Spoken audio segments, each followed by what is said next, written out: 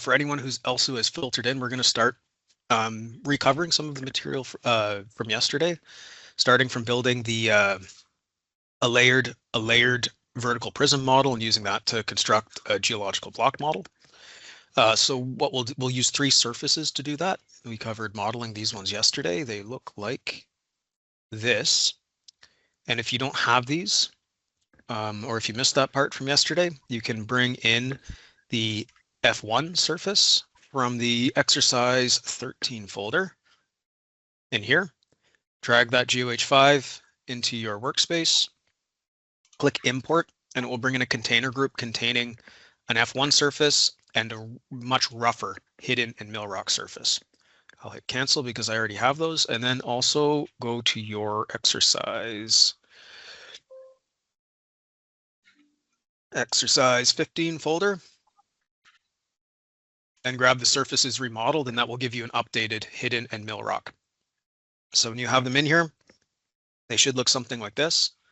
The F1 surface should not interact with either the yellow mill rock or the green hidden surface. And you should see the mill rock surface just poking through the green hidden surface at the northern end of it.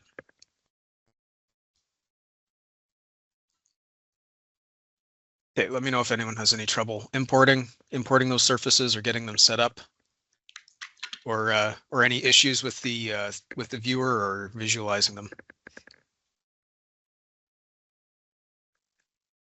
And if not, I'll keep checking in, but I'll take silence as good news that everybody's on track.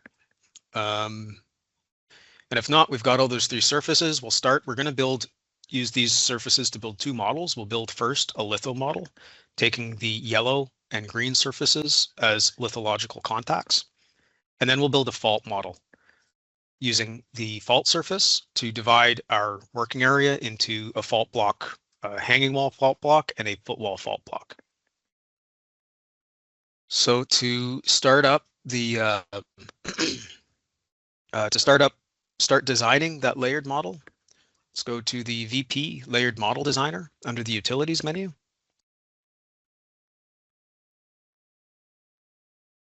That window will look like this. Set your view to look down using the looking angle button on your viewport. So now we're looking straight down, and just double check that we're in parallel view. For lining up objects to look straight down on them, normally we'll want to be in parallel view so that everything is plotted in an orthographic sort of sense. We don't want things in perspective view, because looking at things much further than our viewer will misrepresent where they are spatially. The perspective view kind of has everything collapse in towards a single point, so everything is adjusted kind of closer to that point, far ahead of our viewing plane. So check that you're in parallel view, and we'll use the draw outline tool here to draw an outline of the model we're going to create. And we don't need to take the far northern end. We can just take an area that kind of looks like this. Okay, so try to draw a box that matches more or less that hatched in white region that you can see on my screen. Our main area of interest we want to look in is really just in here. We want to make this model a bit bigger so we can include data out towards the edges.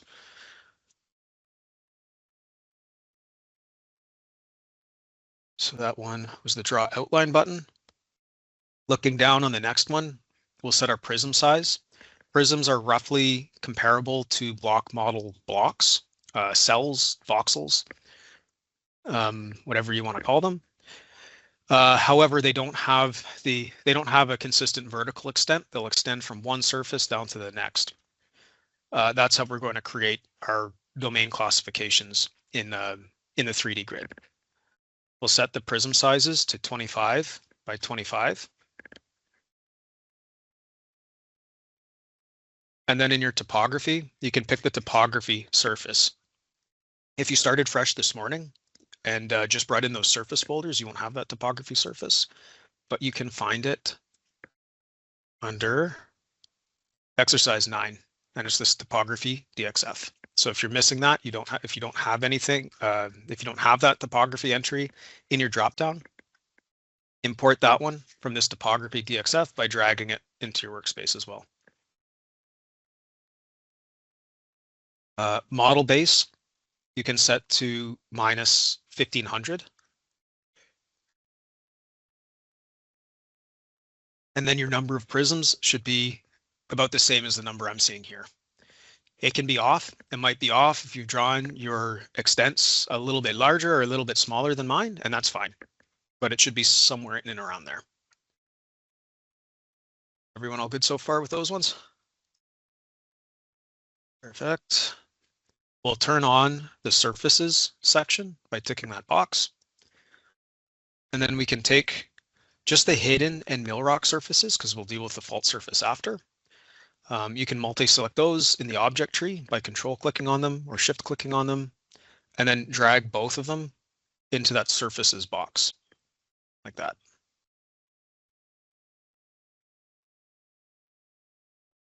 All that's left is to give this thing a name. We can call it something that will help us recognize it from the fault model we'll make later. I'm going to call mine VP Litho and then click create. And we'll take a couple seconds and add this VP layered model to your object tree. Now, looking down on it, you get the same default display on these as a block model. It'll cut those sections, those plane sections. So if we want to take a closer look and just make sure that everything happened correctly, we can turn off that F1 surface to declutter the view and double check the ISO values on those units that got created. So we can view ISO values on these VP layered models, just like on block models, by ticking on ISO value, going to unit, and just one by one, turning on those ISO values to check that they line up with the surfaces that we used to create the layered model.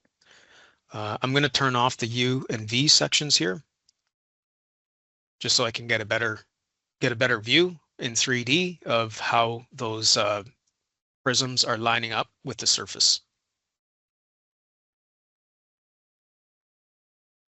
So going through those units, are everybody's looking kind of roughly like mine, where the values sit where they should in between the surfaces? Or are we seeing some kind of any really weird boundary effects or some bleeding of values in between surfaces? Anything really weird looking? Or does everything look about what we should expect? The one notable weird thing that we'll see on these is the basement tends to do a funny little edge effect on the bottom here.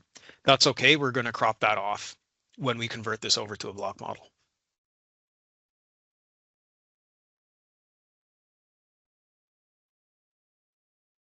We're satisfied with that. If you've left your VP layered model designer window open, you'll still have the same planned dimensions, prism sizes, topography already set. The only change here we need to do to create that fault model next is unselect our hidden and mill rock surfaces and pick instead that F1 surface. That's the other method here. You can always pick surfaces from the dropdown. You can also take them from the object tree and drag them over. If you've got a lot of surfaces, you might be looking for a while in here to find them. So this time I picked it from the drop-down menu. I'm just picking a different surface this time. So what I'll do is turn those other surfaces and that layered model off and turn on just my fault surface, because that's what I'm going to want to validate this layered model with after creating it. That's the only change, and changing the name is all we need to do here. The idea is that we're using the exact same extents and the same prism size for our models, so we can easily transfer this data between 3D grids. So now that I've picked the F1 surface and VP fault, I'll click create. And then we can do the same thing here. I'll close this window now. Do the same thing here that we did on the last one, turn off the U and V sections and check our F1 and VP basement ISO values. The bottom layer will always be called VP basement on these. and that's okay. Should line up with that surface. And that's okay because we can rename these. That same weird basement, bottom basement effect there. We can rename these from the data colors panel. So with that layered model selected, this gray domain should really be called my F1 hanging wall. And the green domain should be F1 float wall. So you could expand on this too, right? If you've got a set of faults you've got modeled, maybe you've got multiple fault blocks in an area, and it's beneficial to break up the entire volume by fault block. You can set up fault block 1, block 2, block 3. Larger deposits will often be broken up that way because we see different grade distributions, lithological behaviors from one fault block to the next. Right. I'll just go into VP Litho and do the same thing here. And rename some of these to match what the lithologies actually are. We'll call this one hidden. Mill rock. And this blue unit should actually be called Blue Lagoon. Blue Lagoon. Really, these are just rough formations. It's a very, very oversimplified geology, but it's good enough to start on breaking out these domains. It's better to start out general, and then we can go more specific as we discover or uncover associations between our specific units, specific layers in here, and other information we recover from the rock. Okay, I'm going to bring this up to workspace level. Close down this. So the next step we had here, right, was to put these onto a block model to eliminate some of these funny vertical prism effects. And so we can plot different information on here as well. We're going to look at plotting geochem, geophysics, and alteration information on these domains. And to do that, we're going to want to have these on a block model rather than a vertical prism model. So to do that, we'll take maybe the litho model first, right click on that one, go to create and block model. A little window will pop up. We're asked for a vertical cell size. Change that to 25, so we're working with cubic cells.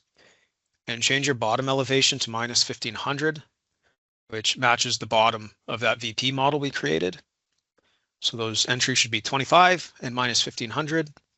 And then you can click OK, and it'll take a second and give us a block model. Doing this chops off the bottom of our information here, and that's okay.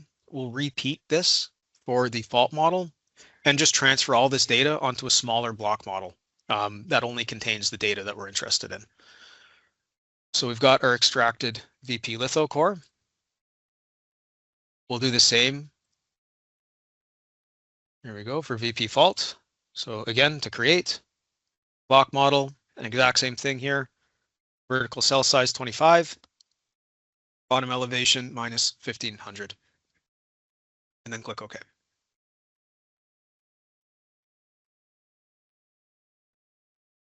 So these two should cover roughly the same area there, both with the bottoms chopped off. I'll turn off that fault surface. And I'm just going to set my view to look north on this and turn on the axis. This will show me my elevation ticks running down from the surface. Surface elevation here is about 320 meters above sea level. And we've got information down to about minus 1,000, according to our model. So what we'll do is go to the utilities menu and then go to block model designer and open up the block model designer.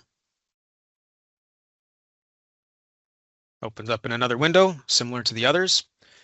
Here we can suggest our extents and cell sizes from an existing object. So to do that, you can use that blue screen pick arrow to pick one of the extracted cores, the block models that we created from the layered model.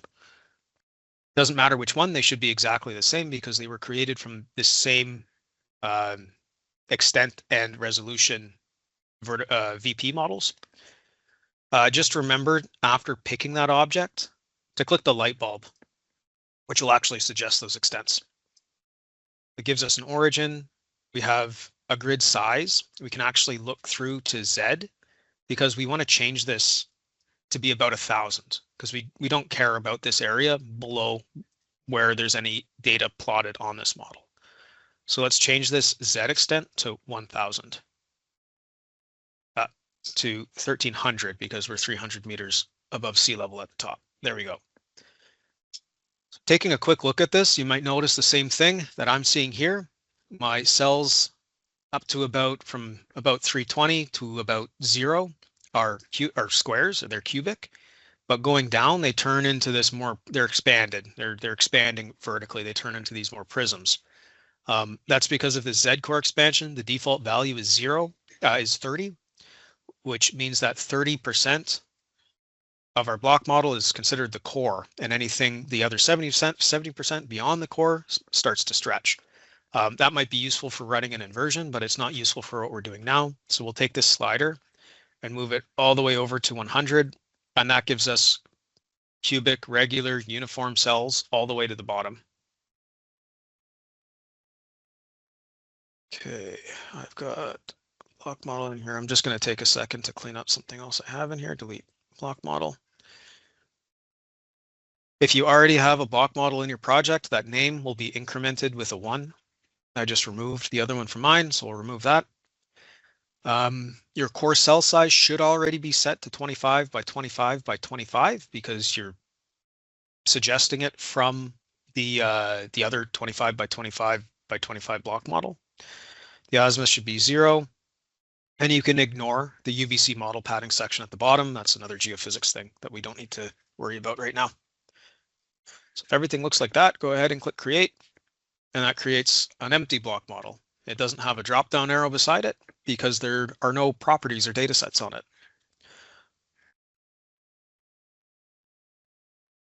How's that looking for everybody? Everybody still good?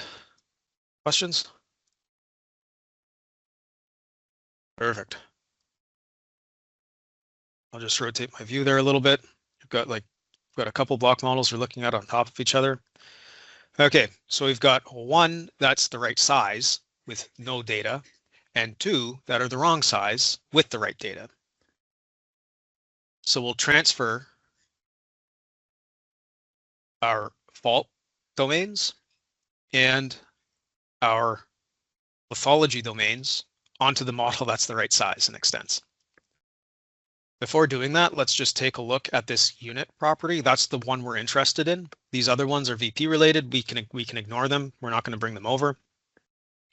But since these are called the same property, and we're plotting them or associating them with the same object to contain them, we'll want to name them so that we don't get confused about what they are.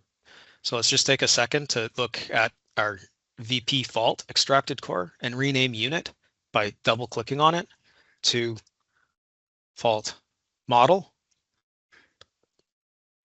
And we'll take the one on VP litho and rename that unit property by clicking on it to fault, to litho model. All right. Now we're set up to do that data transfer. We'll open that window from the utilities menu. It's right down towards the bottom of the data section. Click on transfer data, and this window opens up.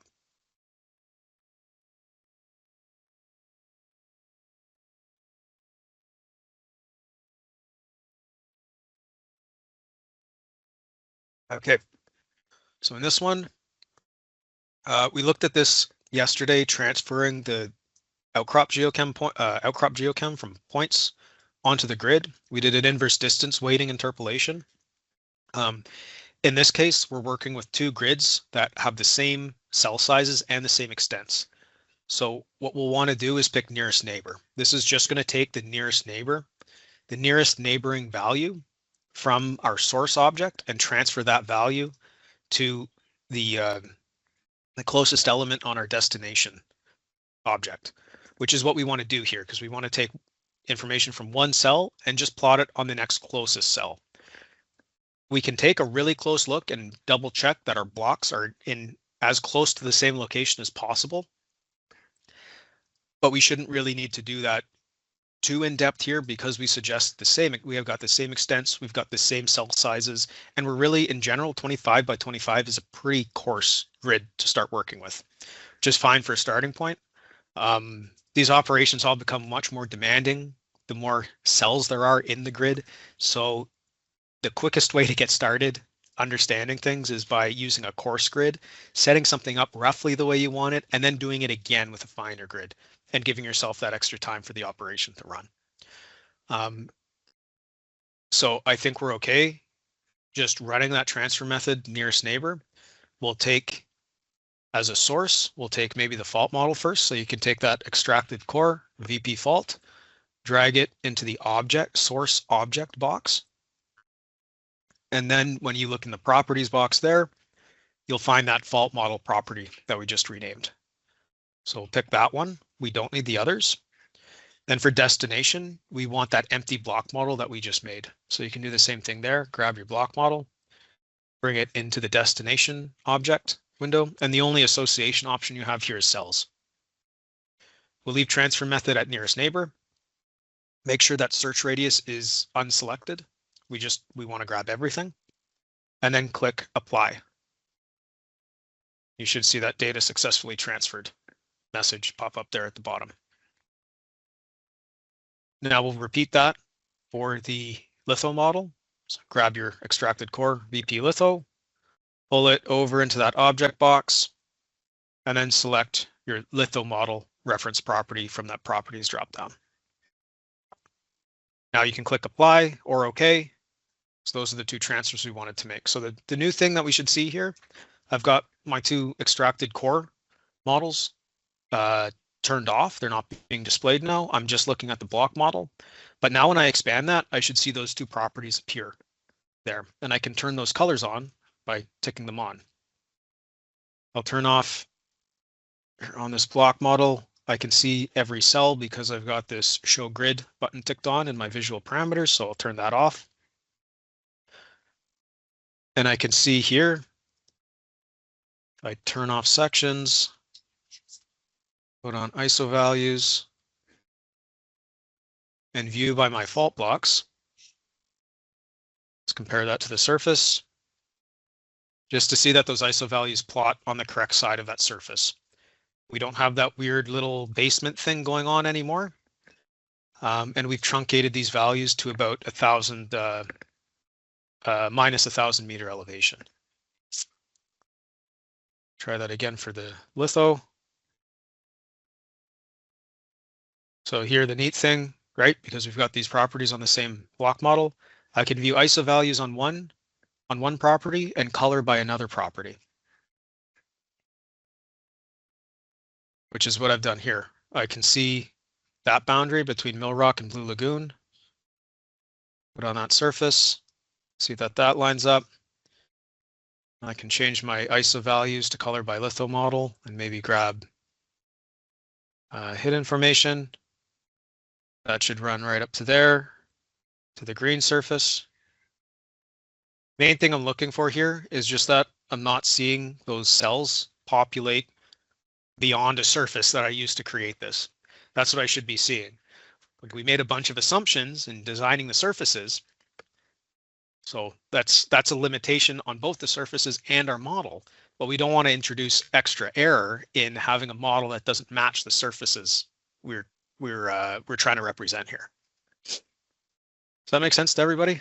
Like where the level of uncertainty is introduced? Do we have any questions on that? Like, we modeled the surfaces based on some surface level observations,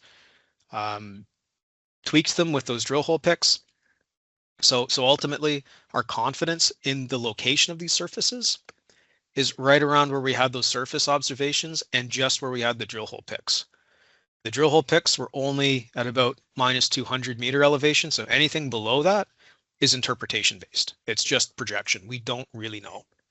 That's the same for the surfaces and the same for the model that we built using those surfaces. That being said, we didn't introduce any extra uncertainty in building the model from the surfaces, assuming that it was built correctly and we don't have leaking of those values across the surfaces that we're meaning to represent here.